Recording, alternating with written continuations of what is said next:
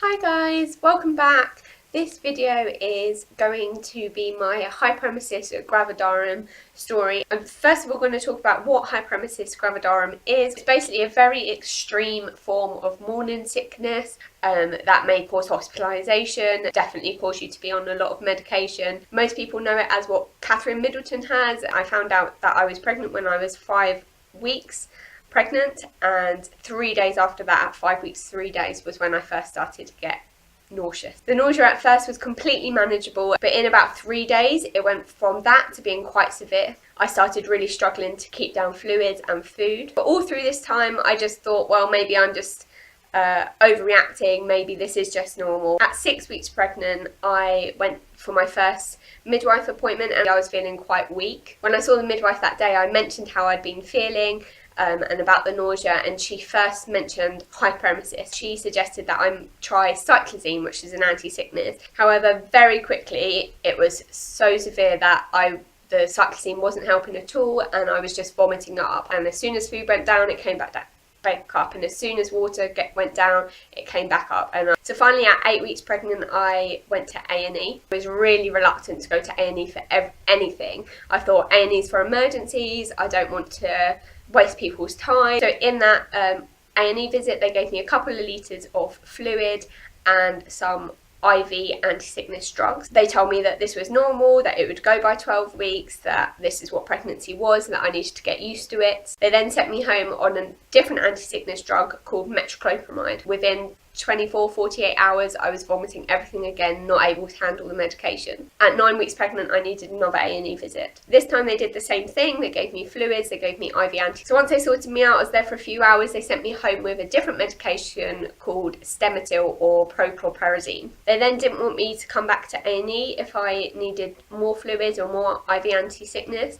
so they referred me to ambulatory care. That made me really feel like I was wasting their time and that they didn't really want me there, and I was like overreacting. Again, the same thing happened. I went home. Within 48 hours, I was vomiting everything again, not able to tolerate anything. By this point, I was getting really fed up, really upset. I was just crying all the time. I was in bed all the time. I'd stopped working. I would turn over in bed, vomit. I would get up to go to the toilet, vomit. I couldn't go in the fridge, I'd vomit. If I drank water, I would vomit. If I ate food, I would vomit. I couldn't read because that would make me vomit. I just lay in bed doing absolutely nothing, absolutely exhausted, dehydrated, starved. By this point, I really, really wanted a solution, and I was really fed up of going to A&E, given fluids, given IVs, and then sent back home. And I really just didn't want to go through all of that again. So at around 10 weeks pregnant, I called my midwife. So she suggested that I go to the GP and ask for cyclizine, metoclopramide and prochlorperazine, which is the 3 anti-sicknesses that I'd been taking, and to take those all together rather than separately like I had been doing. So I thought, great, okay, I'll try that. Unfortunately, the GP was really unhelpful and refused to give me those medications, and I told her that the midwife had said that, suggested that. I asked her, could you call the hospital and discuss it with them, and she just wasn't having any of it, and she said, no, I can't give you 3 anti-sicknesses to take together. What she did do is give me the prochlorperazine as a tablet that would melt in my mouth so I wouldn't physically have to swallow it. And I was utterly fed up by this point. I knew it wouldn't work. I knew I needed something more, so I went to ambulatory care. In ambulatory care, I was very, very tachycardic.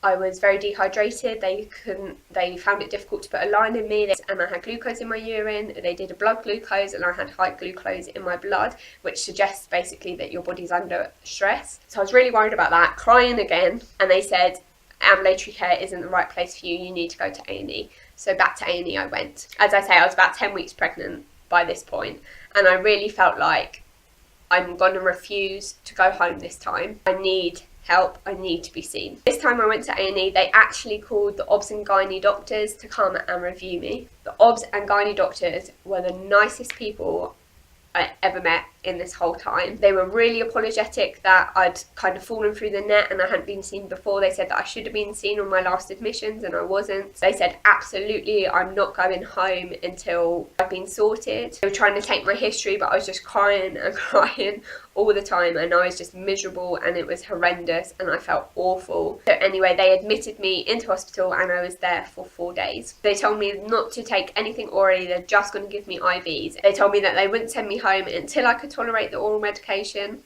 And so I had a few days where I was having lots of IV fluid. I had 5 litres because I was so dehydrated, and lots of IV anti-sickness medications. And they were giving me all 3 of the medications by IV. And for that 4 days, I didn't vomit at all, which was the first time in about 4 weeks that I hadn't vomited. When they come the next day, I got the results from the blood test that they had taken when they admitted me. And I was severely dehydrated, which we already knew. And I was also in starvation. So I had very, very low phosphate, and they were really worried about that because it was near to severely low, and when it's severely low it can be very dangerous.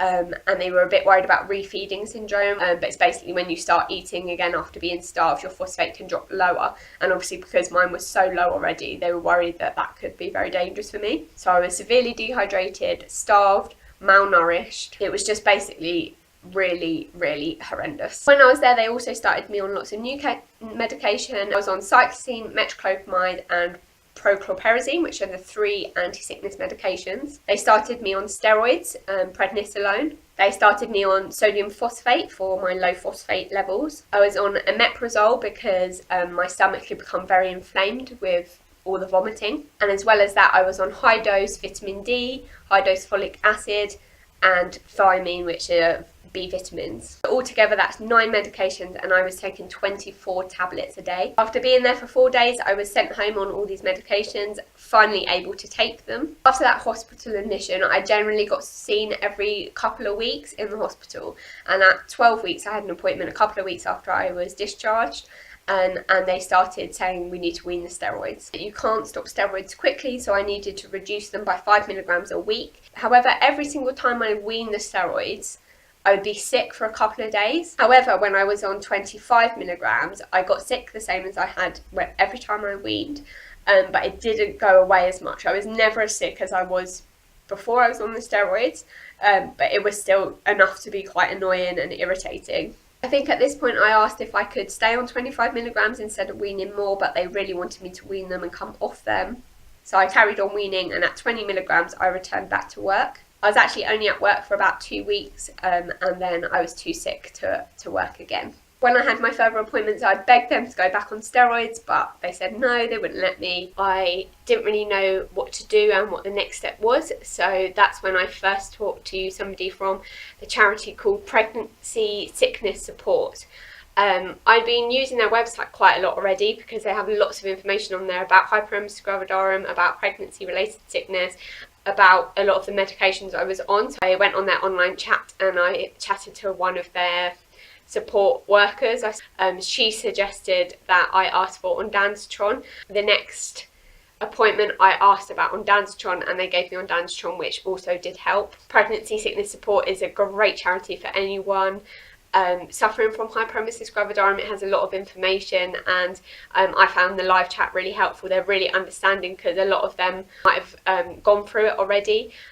So they really know how it is. They've also done quite a lot of research into it, and they know quite a lot about it, so they're really helpful. For the rest of the pregnancy, I was sick on average between 2 and 4 times a week. So again, like that was like per day before, so it was much better.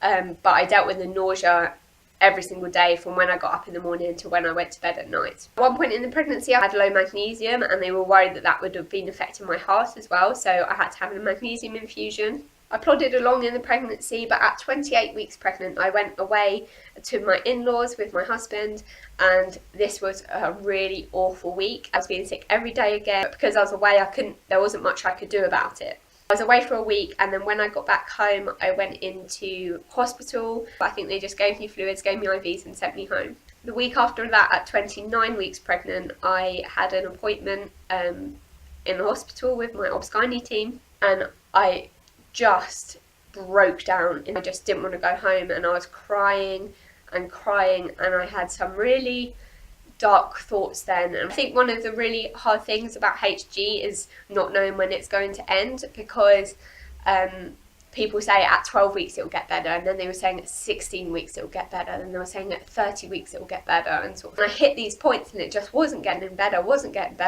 And at 29 weeks I still had 11 weeks left of my pregnancy, and I just thought, I can't do this anymore. And this is where I really realised that I'd been suffering from antenatal depression. The part of me not being able to get out of bed, being really low on energy, obviously being tearful, was the fact that for a while I'd been suffering from depression, and I suppose it just took me a while to realise that. I really struggled emotionally in that time. Some of the things I want to say are really horrible, but I want to say them because I want to be honest with the reality of Hyperemesis Gravidarum and the reality of how I felt at the time. I really hated my baby.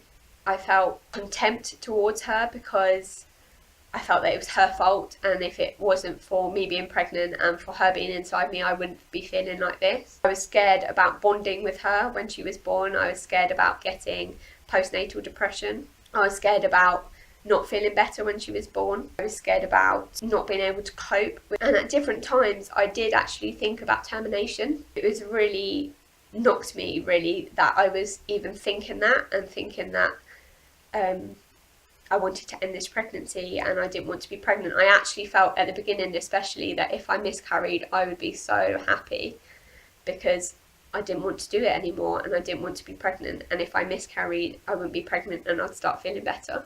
And to me now, on the other side of it, and having her and knowing that she's Miriam and she's my daughter, it seems horrendous. I'm like, how on earth could I think of having a termination or hating her or not loving her? Because I love her with all my heart. Interestingly, and I think purely by God's grace, the next week I felt a huge improvement, and that was around 30 weeks pregnant. Actually a big thing, because one of the things that they were talking about in my appointments was inducing me at 37 weeks, but because it improved at 30 weeks, I felt that I can do this next 10 weeks if it's going to be like this. Unfortunately, it didn't stay like that for the whole 10 weeks. At about 34 weeks, I had a little blip. I had another hospital admission. Again, I was severely dehydrated. My heart rate was very high when I went into hospital, and they gave me some fluids, and they were worried about my heart, so they admitted me overnight again. This admission, I also had another magnesium infusion.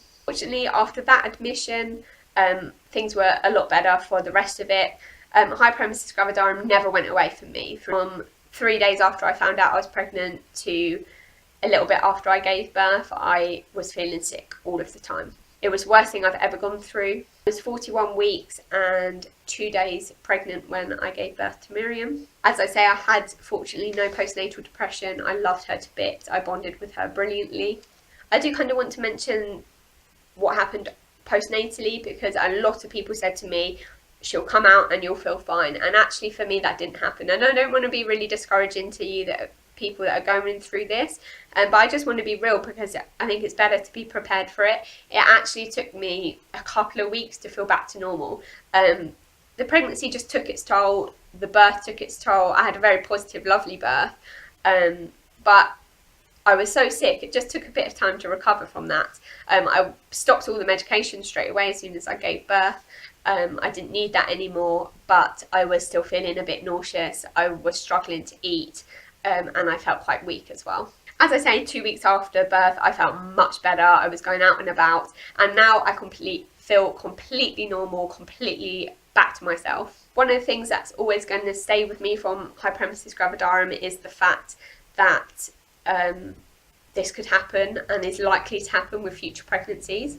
Before I got pregnant with Miriam, I wanted a big family. Me and my husband wanted quite a few children, and now that's not really an option for us. I just can't go through that again, really, and that makes me really sad, because I wanted a big family and I love children and I love her so much, and I'd love to have more children. But there's a lot of things to consider when you're going to be so sick, and the likelihood is, you know, people say to me, oh, you might not get it next time, but the likelihood is that I will, and this time I'll have a toddler to look after or another child to look after. It's a big decision to decide to put yourself through that again. It was really really awful. Anyway, this video was way longer than I expected. I hope I can cut it down enough.